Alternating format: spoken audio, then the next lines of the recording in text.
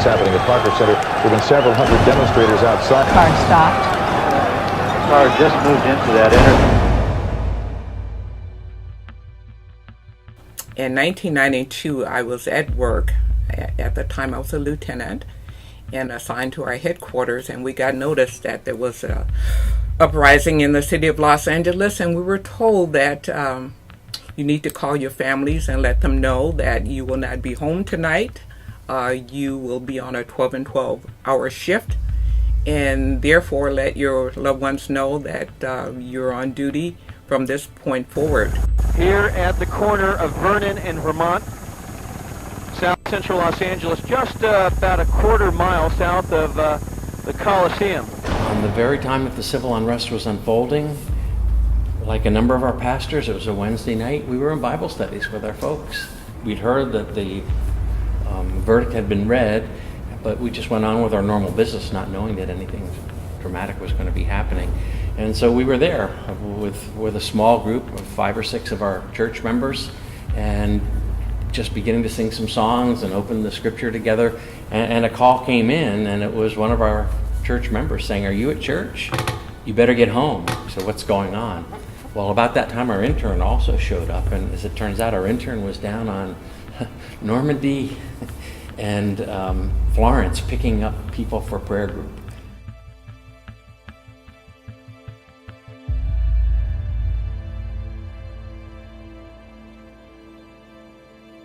Units from the fire department that are just arriving in front of. And at this fire, Los Angeles City fire units are present and are battling it.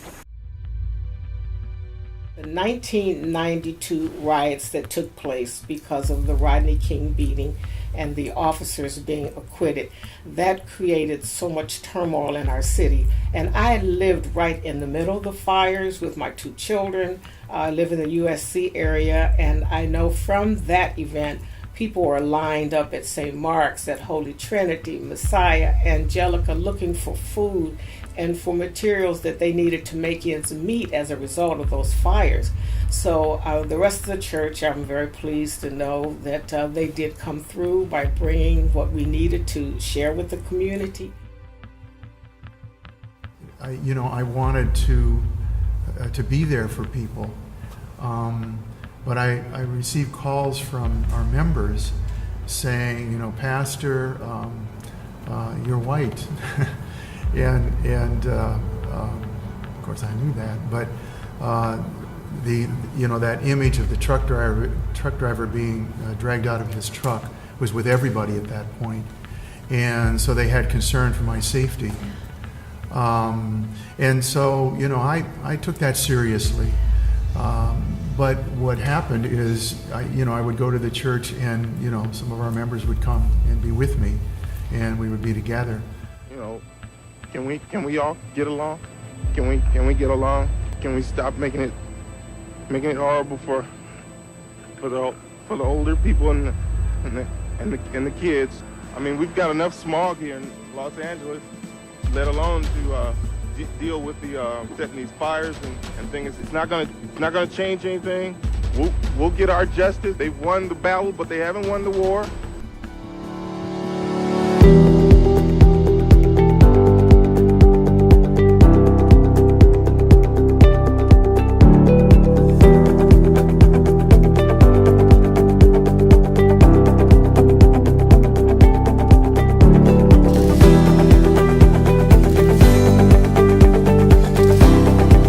City Parish started in 1992 after the civil unrest surrounding the Rodney King incident, and 5 pastors, Lutheran pastors here in the cities of Inglewood, Compton, and Los Angeles came together and decided they needed to do something to assist in bringing the communities together and dealing with many of the problems that arose, which actually started the unrest.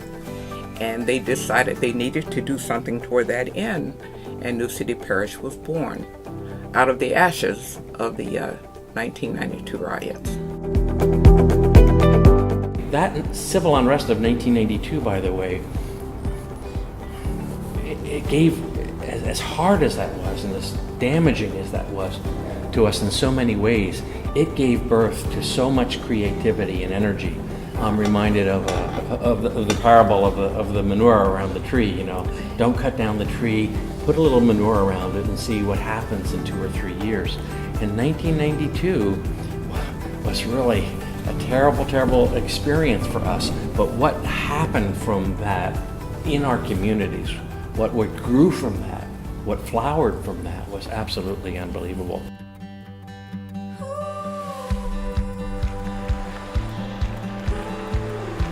People ask, what is New City Parish? More than just the vision of the 5 founding pastors, more than NCP's mission statement, more than the 8 congregations that make up the New City Parish Coalition today. That's Pueblo de Dios in Compton, First Lutheran Chapel of Peace and Holy Trinity in Inglewood, and Community Ascension, St. Mark's and Angelica in Los Angeles. More than this, I think New City Parish is a distinctive way of being church in the world. New City Parish is a distinctive and powerful way to be Jesus Christ in, with, and among the people of our cities.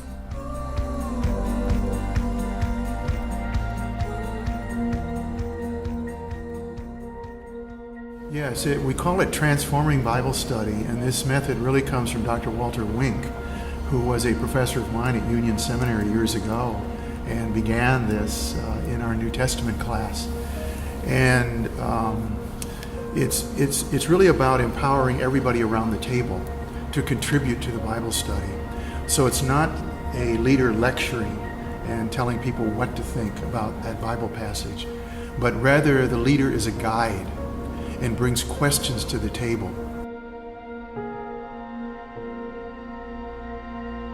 A lot of what happened, interestingly enough, just like New City Parish, happened because people came together at a grassroots level, sat down and planned and reflected.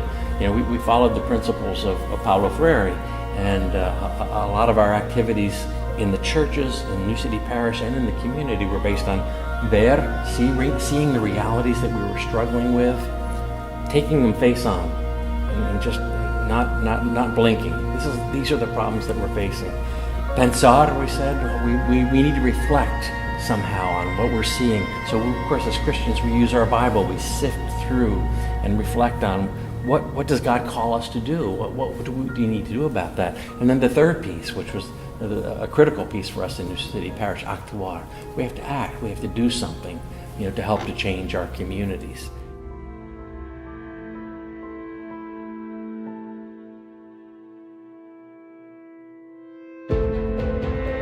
We have actually our food distribution. We do it every Thursday at 9. We go to the food bank, pick up food, and then we bring it back to the church so the community can come and take part of that food to their homes.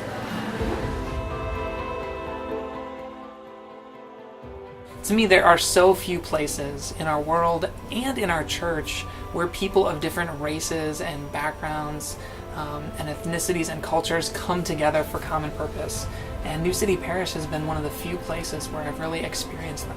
For us, we're engaged in conversations around racial justice all the time, trying to figure out what it means to build bridges. We have talked openly about Black Lives Matter, and have done some demonstrations around that, had conversations about that in worship, where it's not just me preaching, but I open it up and we have a conversation about how we're reacting to the things that are going on in our world. I know that we're only scratching the surface of what we could do, and yet still, it gives me such hope to see it when it does work and when it does happen. So I hope that New City Parish can continue to do that well into the future. There are a lot of people who are marginalized. Not only do they need food and housing, they need to have a support system. And I think the church is a great place for them to come and feel welcome. We work with a lot of people that have come out of prison, and they have said the church doesn't want us. But we say, no, you're welcome. God loves you, and we love you too. Well, we anticipated some of the changes that we were seeing. One of the big ones being gentrification. And gentrification, of course, the gentry coming back into the community. What that really means, folks sometimes associate that with white folks coming back, and I think that's not correct. It's really people with more resources coming back in, economic resources of varying races and cultures, and buying up properties. And especially as we're seeing these metro rail lines coming in, which are very, very positive pieces of our communities, but they create hot spots and make it more challenging. Holy Trinity has a whole new sports complex that's going to be built around them. New families will be moving in, so there'll be a lot of new people coming into the community, and so we need to get to know our community again. I think we've done well with that over the years, and our congregation is a community church, but now we're going to have to get to know our community all over again. I think one of the biggest current issues right now, as we were previously talking, it's the immigration system. You know, I am a dreamer. My brother's a dreamer as well, and we have other young members of the church that are dreamers as well. And it impacts us really bad because we are currently in a situation where we don't know if to continue just our daily life, pursuing our dreams, working hard, you know, or if we should just stop because we don't know what's going to happen tomorrow. I can tell you by personal experience of what I've heard in the same communities that church should become a sanctuary for immigrants. I mean, just the testimony that, the little testimony that I just gave you, just to share it out there with the people to realize that we're not here just because we want to. We're here because we also want to fight for something. We also have a life. We also want to work. I think that's one of the biggest things, just to help us reach out to other people and help us pass our voice, because some of us are scared of being that voice. And there's many other people out there that can be that voice for us. And I think church could be a part of that too. For 25 years, the people of New City Parish have been renewing neighbors and communities in the cities of Compton, Inglewood, and Los Angeles. Today, our founders and longtime leaders are making way for a new generation of leaders, gifted, creative, faithful young people whom God is calling to be Jesus in the city now. In too many of our church communities, were in general, there's such a focus on worshiping Jesus. But I think that our young people and the next generation is looking at how do we do what Jesus did. I think the next generation is hope. I mean, they've given me hope.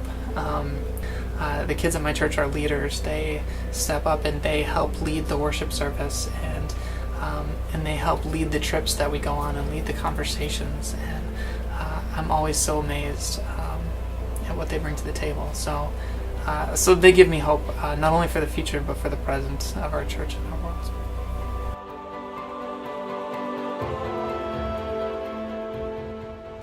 Do everything you can possibly do to help to make the world a better place, you know. And be of service. Give back. Don't just take for granted that the world owes you anything. And so I'm saying, want the youth to know, we're trying to raise you up to teach you what happens so that you can step into the place. So I'm praying that God will give them that compassion and that drive to want to keep this ministry going. The theme for our event is, can we just all get along? Those words of Rodney King, bridging our differences. And to me, especially in this day and time and what is happening in our nation right now, our communities, with the divisiveness and all, my message is really to encourage people to embrace and celebrate our diversity as people of God, and to help one another bridge our differences, because to me that's certainly what Jesus was about, as he said, love one another as I have loved you.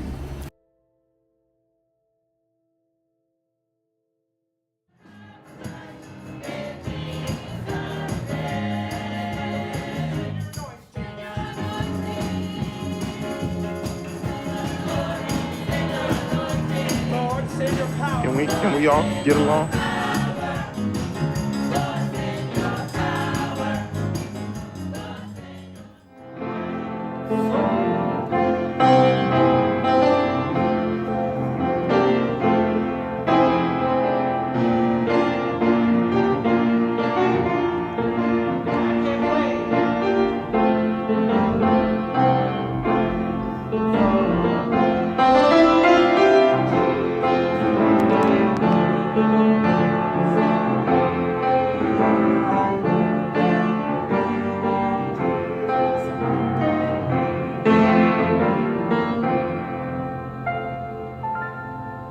Yes.